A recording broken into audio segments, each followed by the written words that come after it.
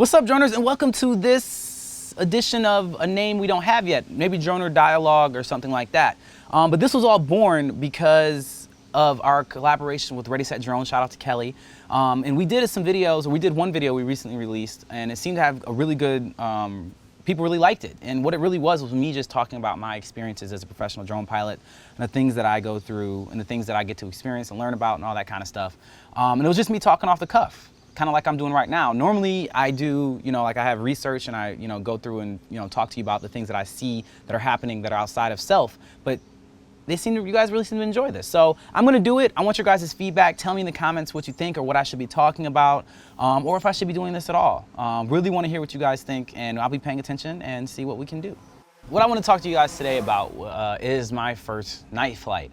I was contacted by a client who apparently had been looking very, very hard to be able to find a drone operating company that could do night flights. And I hadn't done it yet, but I did know that it was possible to do it. And I actually had a friend who had gotten the waiver before, but had never even done a night flight before. So I knew it was possible to get the waiver. So I was like, yeah, sure, I can do it. And they're like, yeah, do it. And I was like, okay, cool, let me figure out what it needs to be. So what I ended up doing was that there's a program called Gold Seal, where it's pretty much like a course you can take. It only takes about 25 minutes to take it. It costs like 20 bucks, worth every penny. If you're gonna do nighttime flying, then this is what you wanna do. You wanna be using Gold Seal. They're amazing, and I really liked what they did. So I've took their course and ended up having to write a report. And when I say a report, I really mean it. It took hours. Like, you have to really go through and meticulously talk about how you're going to stay safe, how you're going to make everyone aware of what you're doing, how you're going to attach the blinker or the strobe to your drone that's visible for 3 nautical miles. And there's a lot to it. So like I said, I'm not gonna go into all those details, but there is a lot to it. It took me a lot of time. I'm the one who did it. And yeah, I did it because I got paid to do it. But either way, it's really interesting stuff to learn about how your eyes can be fooled by nighttime illusions or get tired, or a lot of different stuff can happen at night, apparently. And so I was like, okay, cool, I'm gonna do this. And so then you go have to say, okay, well, now I'm gonna be flying my Inspire 1 RAW, because I know the RAW has the best color space, or at least the best ability for us to be able to pull back and make things look better, because we have less light to deal with. We have more data to deal with now because we're shooting in a RAW. It's gonna look better. So I was like, all right, I'm gonna fly on that, but I gotta make sure I attach this strobe to it. And you go online and there's a lot of different people that are selling these little brackets that you can attach the strobes to that cost $100.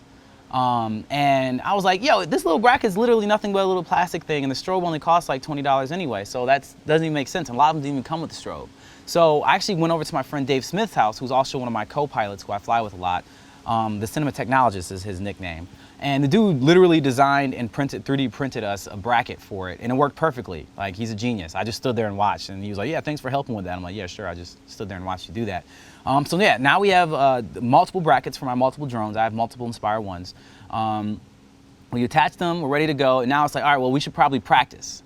We can't practice until we get the waiver. So I had already submitted the waiver, and what happens when you submit a waiver to the FAA, which you do through their website, FAA.gov, is that they take their time. They tell you it's gonna take them 90 days to do it. I submitted it maybe 65 days before we actually wanted to fly.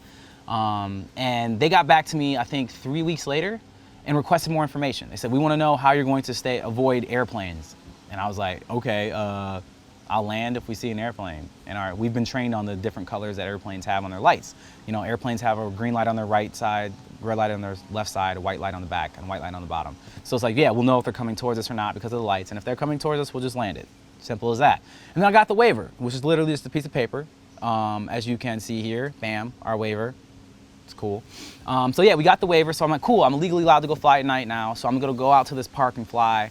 And we did it. So I went out there and flew and found out that flying at night is terrifying.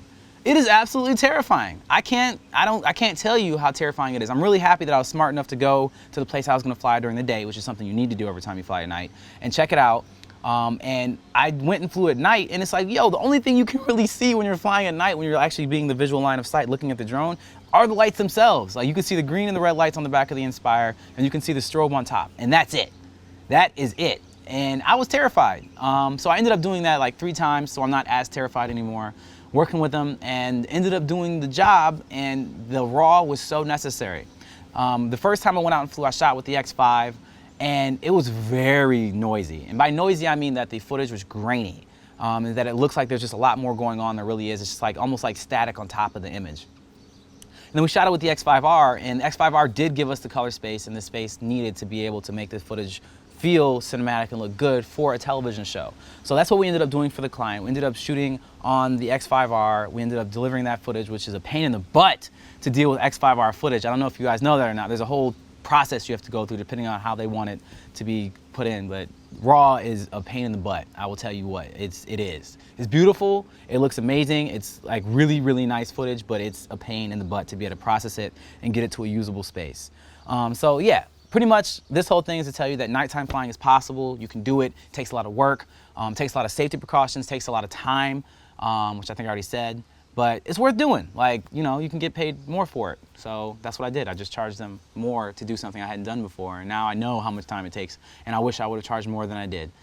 So there it is. There's the first DRONR Dialogue rant thing, and yeah, tell me what you think about it. Droners, thank you for checking this out. This DRONR Dialogue or DRONR rant or DRONR vlog or whatever you want to call it. Help me figure out what to call it. There will be more of those here one day, but as of now, this is the first one. So right here's another awesome DRONR video that you should check out anyway. Or you can click up here and see the best intro video to a drone vlog ever. And as always, make sure you subscribe because that is what allows us to be doing what we do. And as always, make sure you stay fly.